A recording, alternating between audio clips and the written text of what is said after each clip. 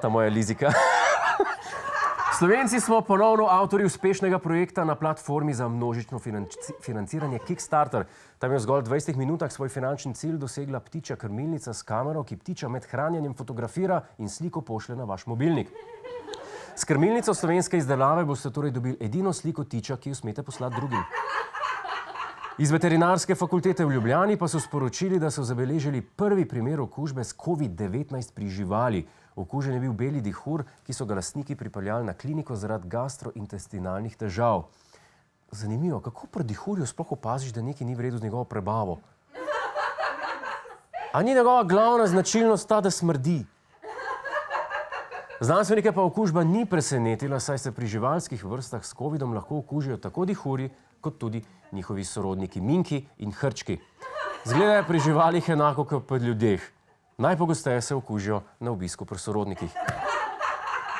Novomeški kriminalisti so odkrili večjo gospodarsko goljufijo, v kateri so ugotovili kar 766 kaznivih dejanj. V njih so bili večinoma vpleteni delodajalci in njihovi delavci, ki so želeli iz tujine v Slovenijo pripeljati svoje družinske člane. Vlagatelj, ki je hotel združiti svojo družino in jo pripeljati na območje Republike Slovenije, je pač moral izpolnjevati cenzus za preživljanje svojih družinskih članov. Ker z minimalno plačo tega cenzusa ni dosegel, se je v dogovoru z delodajalcem dogovoril, da mu je delodajalec ponaredil oziroma priredil plačilne liste. Ja, tuji delavci so svoje družine dobili Slovenijo na enak način, kot Slovenci dobimo kredit. Vidite, so že na pravi poti, da postanejo naši. Policija pa jim je kmalu prišla na sled, saj se jim je po pregledu plačilnih list zdelo čudno, da ima delavec, ki meša beton, 3000 evrov plače, tisto vozi kamion, 5000 evrov, majster na valerju pa je baje milijonar.